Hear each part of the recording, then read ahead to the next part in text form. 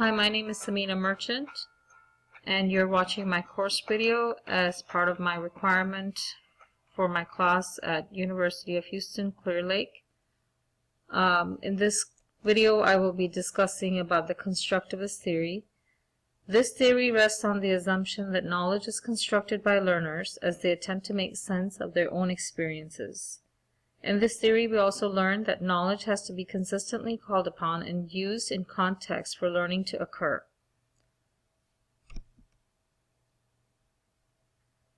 How do we implement this approach in a classroom? If you're a teacher and if you wanted to implement this approach in your class, what must you do? So here's a list. First, you must assess prior knowledge of your student.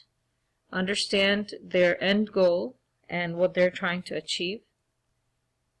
Prepare your student to achieve higher order goals. So knowing from their prerequisite goals, you should know that this is the goal that they're trying to get at, and they're going to work their way up to get to that end goal. Allow the flexibility to promote self-regulation of their own learning. In this theory, we also learned that it's the student who controls their own learning, and the teacher is more like a facilitator. Provide opportunities for students to work in their own zone of proximal development. We all come in with our own strengths and weaknesses, so it's an approach that's different for each individual learner.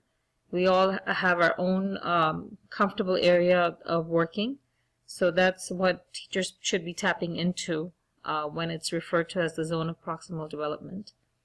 Provide just the necessary scaffolding when there's a need for it. So you want to help, but not too much. You want to let them figure it out on your own. The constructivists will also propose a process of learning. These learning conditions offer suggestions for reaching end goals by outlining the best processes needed to create an ideal environment for learning. So, if you were to implement this process of learning in your classroom, here's what you should be doing. You should be embedding learning in complex, realistic, and relevant environments, meaning that you want to let your students solve complex problems that they will face in real life. You want to provide for social negotiation as part of learning. We all learn from each other, so you want to build that interaction among students where they're learning from each other. You want to support multiple perspectives and the use of multiple modes of representation. So again, it may be the case where there may be different ways of getting to the end goal, and it doesn't work the same way for everyone. So whatever works for one learner may be different for another learner. Encourage ownership in learning. So again, students do not come in with a blank slate. They're not passive recipients of instructions. Rather, they should be encouraged to take ownership so they build their curiosity about learning more about the subject. You want to nurture self-awareness of the knowledge of the construction process.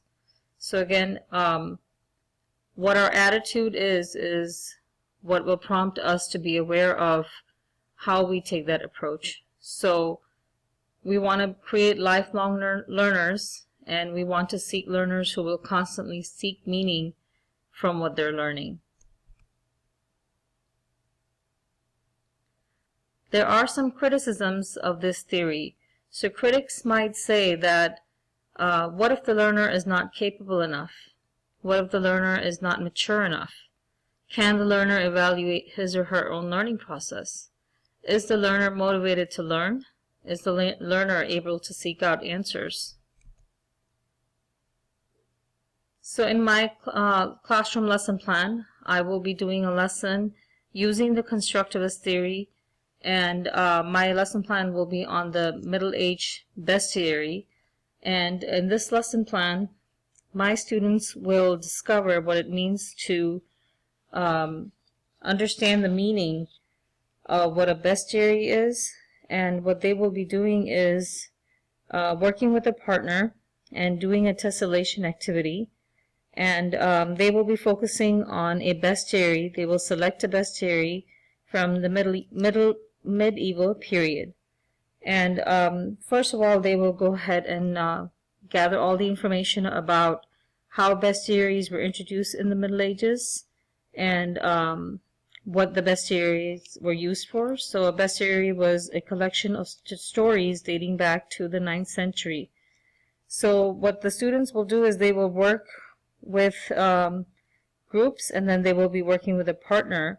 So in cooperative groups, they will examine their tessellation, they will select a design, and then they will have to create this tessellation. So meaning they would have to figure out how to rotate the tessellations and make them fit together, and how it will look at the end. So the project will build upon more skills as they work together to construct this entire piece of art that they're trying to create.